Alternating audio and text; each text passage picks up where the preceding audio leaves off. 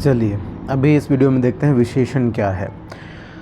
संज्ञा और सर्वनाम पढ़ने के पश्चात हम पढ़ेंगे विशेषण। विशेषण क्या होता है? जो संज्ञा और सर्वनाम की विशेषता बताता है, जैसे उसके गुण दोष, उनकी संख्या, उनके परिमाण, ये सब बताता है, उसे विशेषण कहते हैं। उदाहरण के लिए लें, बड़ा, काला, लंबा, दयालु, भारी, सुंदर, कायर, टेढ़ा मेढ़ा, एक, दो, ये सब कुछ बिंदुएं हैं जो बात करेंगे। वाक्य में संज्ञा सर्वनाम की विशेषता बताने वाले को हम विशेषण कहते हैं। जो विशेषता बताए विशेषण है, ठीक है। और जिस शब्द या संज्ञा, जिस शब्द जैसे संज्ञा सर्वनाम की विशेषता बताई जाए उसे विशेष्य कहते हैं। तो उदाहरण देखें, काला कुत्ता, तो काला यहाँ पर विशेषण है और कुत्ता यहाँ पर विशेष्य है। जिस शब्द जैसे सर्वनाम या संज्ञा की विशेषता बताई जाए वो विशेष्य, और जो शब्द इन दोनों की विशेषता बताए वो विशेषण। तो यहाँ पे काला कुत्ता जैसे उदाहरण है, काला विशेषण है और कुत्ता यहाँ पर क्या है? विशेष्य है। चलिए आगे देखते हैं विशेषण के प्रकार। कौन कौन से प्रकार होते हैं जो महत्वपूर्ण हैं? 4 प्रकार होते हैं। गुणवाचक, जो संज्ञा और सर्वनाम का गुण बताए, गुणवाचक विशेषण। रूप, रंग, गुण का बात करें, जैसे बगीचे में सुंदर फूल हैं, धर्मपुर स्वच्छ नगरी है, स्वर्गवाहिनी गंदी नदी है, स्वस्थ बच्चे खेल रहे हैं। तो यहाँ पर देखिए, अगर हम ढूंढें तो ये जितने भी लाल रंग में दिए हुए शब्द हैं ये विशेषण है, ठीक है। और यहाँ जितना भी मैं गोला बनाऊंगा ये विशेष्य है, ये विशेष्य है, ये विशेष्य है, ये विशेषण और ये विशेष्य है। जितने भी गोले में ये विशेष्य हैं और जितने भी लाल रंग में लिखे हुए हैं वो विशेषण है। चलिए, समय संबंधी, नया, पुराना, ताज़ा, वर्तमान, भूत, भविष्य, अगला, पिछला। स्थान संबंधी हो सकता है ये गुण, लंबा, चौड़ा, ऊंचा, नीचा, सीधा, बाहर, भीतर। आकार संबंधी हो सकता है गोल, चौकोर, सुडौल, पोला, सुंदर। दशा, कंडीशन संबंधी, दुबला, पतला, मोटा, भारी, गाढ़ा, पतला, गरीब, गीला। वर्ण संबंधी, लाल, पीला, नीला, हरा, काला, बैंगनी। गुण संबंधी, भला, बुरा, उचित, अनुचित, पाप, झूठ। संज्ञा संबंधी हो सकता है, संज्ञा से जो बने, मुंबईया, मुंबई से बना है मुंबईया, बनारस से बना है बम्बईया, इंडिया से जैसे इंडियन बनता है, चाइना से जैसे चाइनीज़ बनता है, ठीक है। ये सब मुंबई से मुंबईया, बनारस से बनारसी, लखनऊ से लखनवी, ये सब गुणवाचक विशेषण है। अब आते हैं संख्यावाचक विशेषण। ऐसे विशेषण जो संज्ञा या सर्वनाम की संख्या बताए, ठीक है, संख्या का बोध हो। तो कक्षा में 40 विद्यार्थी उपलब्ध हैं, ये हुआ विशेषण। दोनों भाई, दूसरी लड़की, हर एक बालक, ठीक है। तो ये सब आपको संख्यावाचक। तो संख्यावाचक भी 2 प्रकार के होते हैं। निश्चित संख्यावाचक, जैसे 1, 2, 3, 4, 5, पहला, दूसरा, तीसरा बता दें। पहला, दूसरा, तीसरा को हम वो बोलते हैं, ऑर्डर में है ये। तो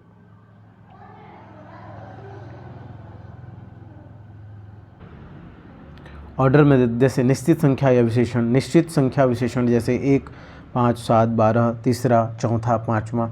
ये जो पहला, दूसरा, तीसरा, चौथा, पाँचवा है, इनको क्रमवाचक भी कहते हैं, क्रमवाचक संख्यावाचक विशेषण। अनिश्चित संख्या हो सकता है कई, अनेक, सब, बहुत। मेरे पास बहुत पुस्तकें हैं। बहुत कितना भाई हमको तो नहीं पता, फिक्स नहीं पता।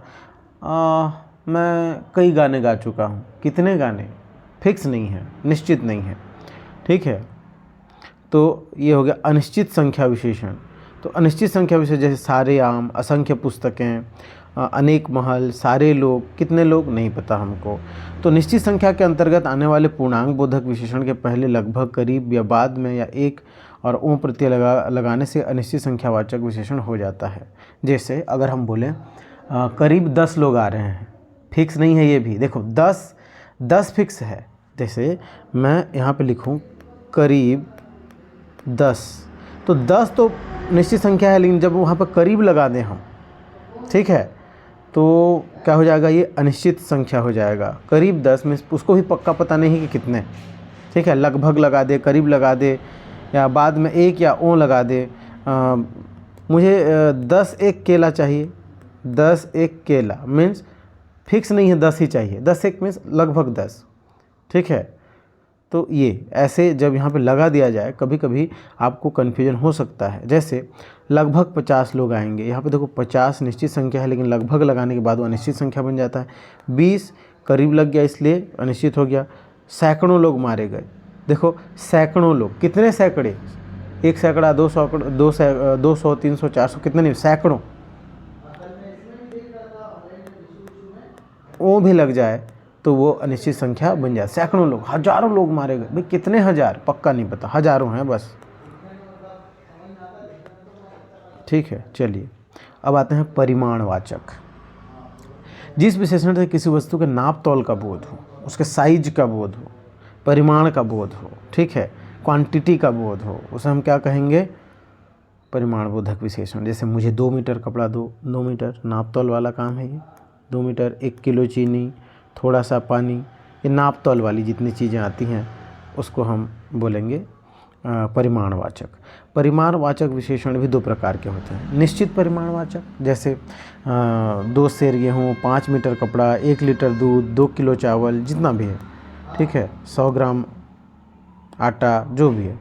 लेकिन जब उसमें थोड़ा सा अधिक कम ऐसा कुछ लगा दिया जाए, जैसे क्या बोलें, थोड़ा सा पानी दो, कितना पानी? 1 लीटर पानी नहीं बोला, थोड़ा सा पानी दो, थोड़ा सा चीनी दो, थोड़ा सा आटा, ज़्यादा आटा दो और अधिक दो, तो ये कम, मुझे कम चाहिए, तो ये सारी चीज़ें अनिश्चित परिमाणबोधक। परिमाणबोधक क्या है? जो नाप तौल बताए, ठीक है, और निश्चित परिमाण जो फिक्स हो, 2 से 5 मीटर, 1 लीटर, लेकिन अनिश्चित का थोड़ा सा अधिक कम, मुझे कुछ चीनी चाहिए, मुझे थोड़ा सा चीनी चाहिए, कितना थोड़ा भाई नहीं पता। ये सारे अनिश्चित परिमाणवाचक विशेषण। अब आते हैं सार्वनामिक विशेषण।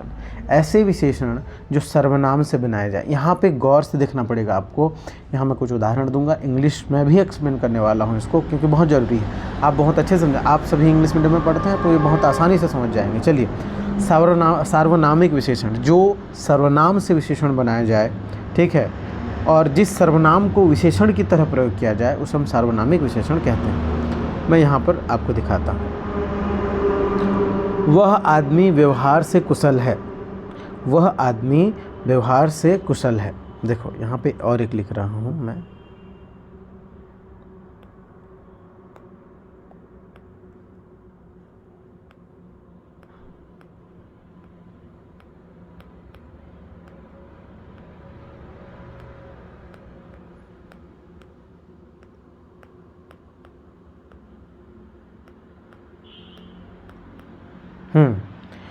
वह व्यवहार कुशल आदमी है और वह आदमी व्यवहार से कुशल है। गौर से सुनना, अभी गौर से, ठीक है। ये जो वह है ये यहाँ पर कर्ता है और यह कौन सा है? संकेतवाचक सर्वनाम है कि वो वाला आदमी, वो आदमी, वह व्यवहार कुशल आदमी, वह इंगित करता है, संकेत करता है, वह, ये संकेतवाचक सर्वनाम है। लेकिन वही देखो, वह आदमी, ये है संज्ञा आदमी, व्यक्तिवाचक, जातिवाचक संज्ञा, और जातिवाचक संज्ञा को बताता है कि कौन सा वह आदमी, कौन सा आदमी? वह आदमी। तो ये विशेषता बता रहा है किसकी? इस आदमी संज्ञा की वह विशेषता बता रहा है। तो यहाँ पर ये है सार्वनामिक विशेषण। जैसे यहाँ पे बोलो कौन छात्र है, यहाँ कौन है छात्र, ठीक है। तो कौन यहाँ पर सर्वनाम है, प्रश्नवाचक सर्वनाम। लेकिन यहाँ पर अगर मैं ऐसा लिख दूँ कि छात्र लिखूँ, देखो गौर से देखो, यहाँ पर अगर मैं छात्र लिखूँ तो इस छात्र की विशेषता बता रहा है कौन सा छात्र, छात्र के बारे में बात कर रहा है ये, ठीक है, कौन सा छात्र। तो यहाँ पर ये क्या हो जाएगा? सार्वनामिक विशेषण। कौन सा सर्वनाम है? प्रश्नवाचक। प्रश्नवाचक सर्वनाम है, तो प्रश्नवाचक शब्द से इसकी विशेषता बता रहा है कौन सा छात्र। तो ये सर्वनाम और विशेषण में आप जरूर अंतर देखिएगा। एक अंतर ये है कि हमेशा आपको सर्वनाम जब यूज हुआ हो वही वर्ड सर्वनाम हो सकता है और वही शब्द क्या हो सकता है? विशेषण भी हो सकता है। लेकिन सर्वनाम जब होगा वो हमेशा उसकी संज्ञा के जैसे प्रयोग हुआ होगा, सब्जेक्ट बना होगा या ऑब्जेक्ट, ठीक है, सब्जेक्ट बना होगा या कर्ता होगा या तो कर्म होगा। लेकिन यहाँ पे क्या होगा? विशेषण में वो हमेशा संज्ञा की विशेषता ही बताएगा, ठीक है। जैसे ये आदमी संज्ञा है, छात्र संज्ञा है, तो ये वह बताता है इसके बारे में और ये कौन बताता है इसके बारे में, ठीक।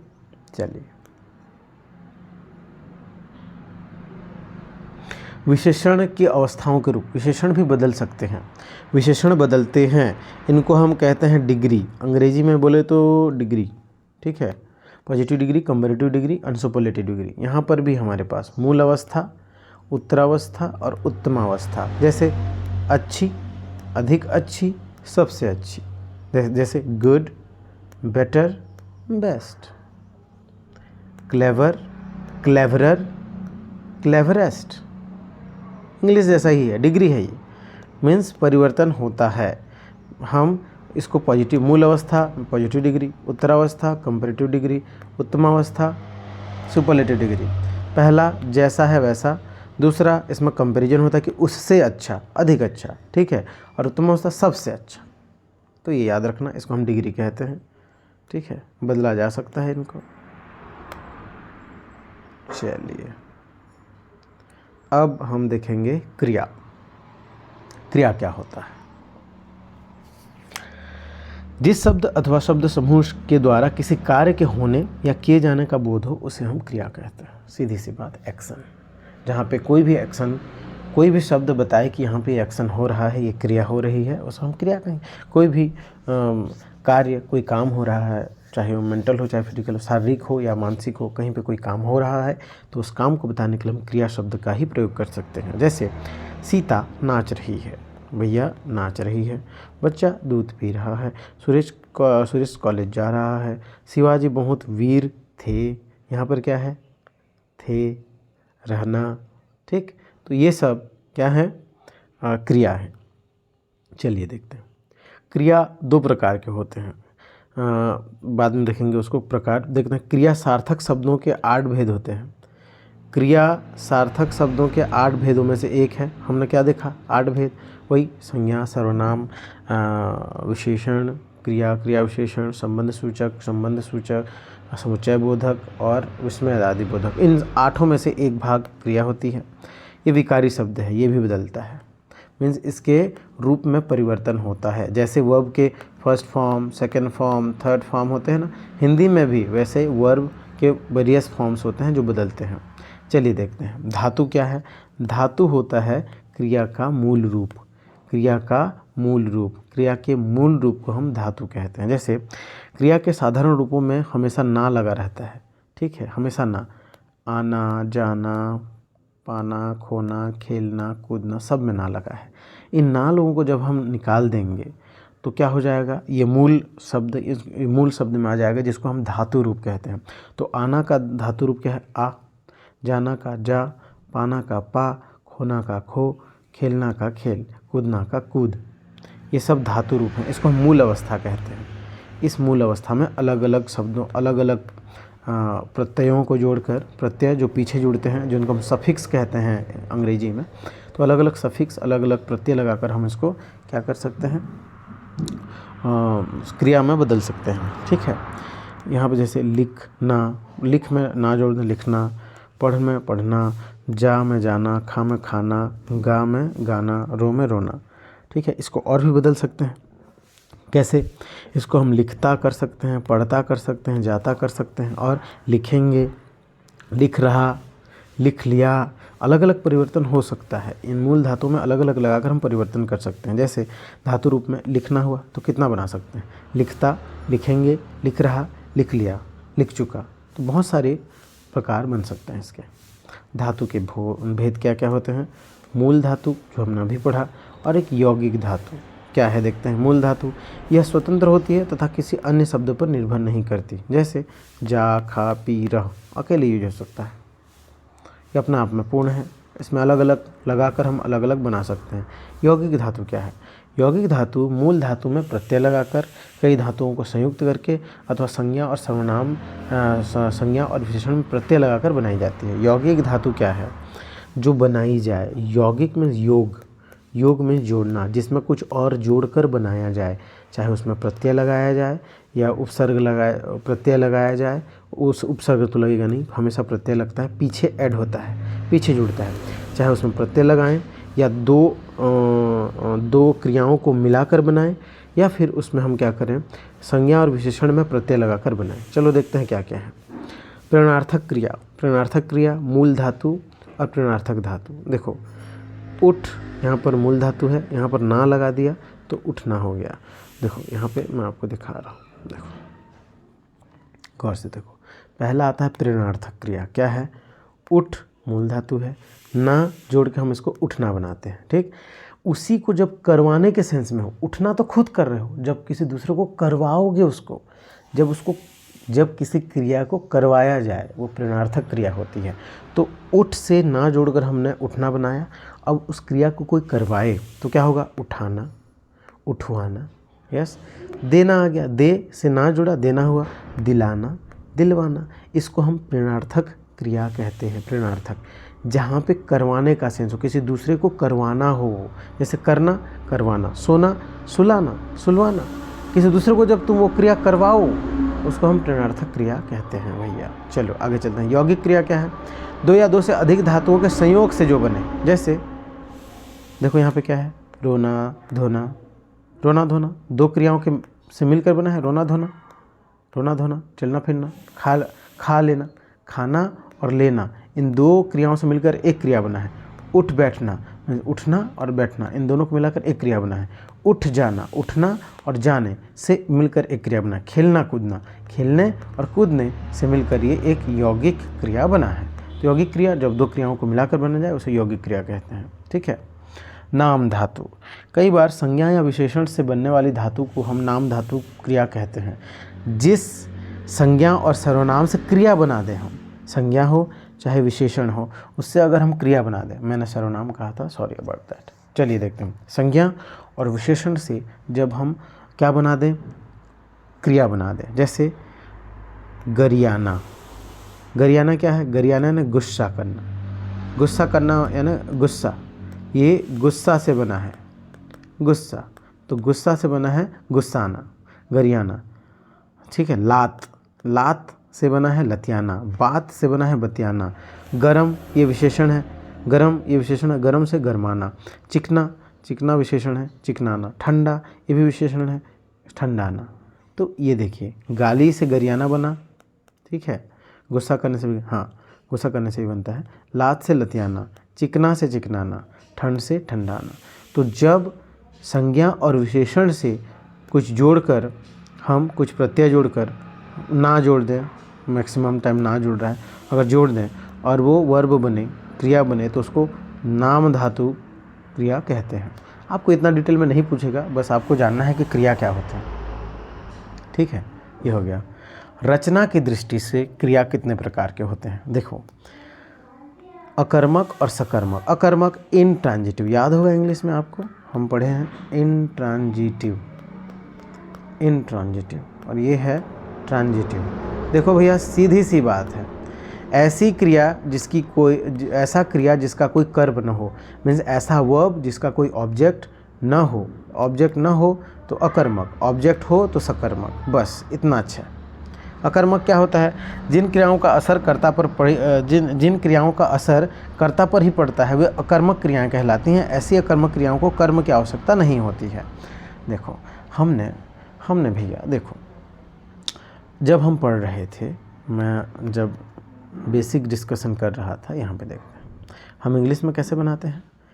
ये देखो, सब्जेक्ट जिसको हम कर्ता कहते हैं, वर्ब जिसको हम क्रिया कहते हैं, और ऑब्जेक्ट जिसे हम कर्म कहते हैं। तो बेसिक फंडा ये है कि सब्जेक्ट कुछ करता है, ठीक है, तो उसका असर ऑब्जेक्ट पे होता है। ठीक है, तो जब सब्जेक्ट कुछ करता है और उसका असर जब किसी व्यक्ति वस्तु पे होता है तो वो ऑब्जेक्ट कहलाता है, कर्म कहलाता है। लेकिन कुछ क्रियाएं ऐसी होती हैं जो कर्ता करता है और उसके ऊपर ही क्या होता है? असर होता है, कर्ता के ऊपर ही असर हो जाता है कुछ क्रियाओं का। जैसे देखेंगे अभी, देखो, राकेश रोता है, यहाँ पे चलिए दिखाता हूँ मैं। राकेश करता है, ठीक है, और ये रोने का काम कर रहा है और खुद रो रहा है ना, और रोने का असर किस पे हो रहा है? खुद पे हो रहा है। तो यहाँ ऑब्जेक्ट तो है ही नहीं, इसमें तो कर्म हो, किसी दूसरे पे असर तो हो ही नहीं रहा है। यहाँ पर किसी दूसरे पे असर ही नहीं हो रहा है उस क्रिया का, तो कहाँ से कर्म होगा? ये अकर्मक क्रिया है, अकर्मक क्रिया। क्यों? राकेश रोता है, राकेश यहाँ पे करता है, रोने का काम कर रहा है, उस रोने का असर उसके खुद के ऊपर हो रहा है। सांप रेंगता है, बस उसके ऊपर हो रहा है, उसके ऊपर ही हो रहा है ये, ठीक है। सांप रेंगता है, उसके ऊपर ही हो रहा है। मीरा फल लाती है, खुद लाती है, ना किसी को देती है, ना कुछ करती है, ठीक है। भंवरा फूलों का, आ गया, रुको रुको, ये नहीं है, कहाँ चला जाता है, यहाँ देखो, सांप, बस चलती है, अरे भैया बस खुद चल रही है, ठीक है। अगर यहाँ पे बोलते ड्राइवर बस चलाता है तो ड्राइवर करता होता और वो चलाने का काम करता और बस के ऊपर वो क्रिया होती, लेकिन यहाँ पे बस चलती है, खुद से चलती है, बस चलती है, असर खुद पे हो रहा है। तो जब क्रिया का असर सब्जेक्ट पे हो, क्रिया का असर कर्ता पे ही हो, वर्ब का असर कर्ता पे हो, इंग्लिश में ही बता रहा हूँ ताकि अच्छे समझ में आए। जब क्रिया का असर, इफ़ेक्ट कर्ता पे हो जाए तो वो अकर्मक क्रिया कहलाती है, ठीक है। और जैसे लजाना, होना, बढ़ना, सोना, खेलना, अकड़ना, डरना, बैठना, उगना, ये सारी अकर्मक क्रियाएं हैं, सारी की सारी अकर्मक क्रियाओं के अंतर्गत आती हैं, ठीक है। अब आते हैं सकर्मक क्रिया। सकर्मक क्रिया क्या है? जिन क्रियाओं का असर, एक मिनट, जिन क्रियाओं का असर कर्ता पर नहीं कर्म पर पड़ता है। मीन्स ऐसी क्रियाएं जिनका असर कर्ता पे न पड़ के कर्म पे पड़े, ऑब्जेक्ट पे पड़े, सब्जेक्ट पे असर न होकर ऑब्जेक्ट पे असर हो, तो सकर्मक क्रिया कहलाती है। मैं लेख लिखता हूँ, मैं यहाँ पे क्या है? सब्जेक्ट है, करता है, लिखना का काम क्रिया है, और लेख, राइटिंग ये ऑब्जेक्ट है, राइटिंग पे असर हो रहा है उसके। सुरेश मिठाई खाता है, सुरेश खाने का काम करता है और मिठाई पे उसका असर होता है। सुरेश क्या खाता है? मिठाई खाता है। मीरा फल लाती है, मीरा क्या लाती है? फल लाती है, फल पे असर हो रहा है, फल इसका ऑब्जेक्ट है, कर्म है, तो इसको हम सकर्मक कहेंगे। भंवरा फूलों का रस पीता है, भंवरा है, रस पीता है किसका? फूलों का, तो फूल पे असर हो रहा है, ठीक है। तो जब, फिर से वही है बेसिक फंडा कि जब क्रिया का असर कर्म पे हो तो सकर्मक, और जब क्रिया का असर कर्ता पे हो तो अकर्मक, ठीक है। द्विकर्मक क्या है? जहाँ पे दो ऑब्जेक्ट हों, हमने इंग्लिश में पढ़ा है, डबल ऑब्जेक्ट हों, डायरेक्ट और इनडायरेक्ट ऑब्जेक्ट। द्विकर्मक क्या है? मैंने राम को पुस्तक दी, पुस्तक भी यहाँ पे कर्म है और राम भी, तो इस मैंने का दो ऑब्जेक्ट है, देने का दो ऑब्जेक्ट है, राम और पुस्तक, तो राम पे भी असर हो रहा है और पुस्तक पे भी, देने का काम। जब दे रहा है तो बुक को पहले उठाएगा ना, पुस्तक उठा के देगा, तो क्रिया का असर पुस्तक पे भी हो रहा है और नाम पे भी। तो जब दो कर्म हो तो उसको द्विकर्मक, ठीक है, द्विकर्मक क्रिया कहते हैं। ये हो गया, वही है। अच्छा, और एक आखिरी देखते हैं।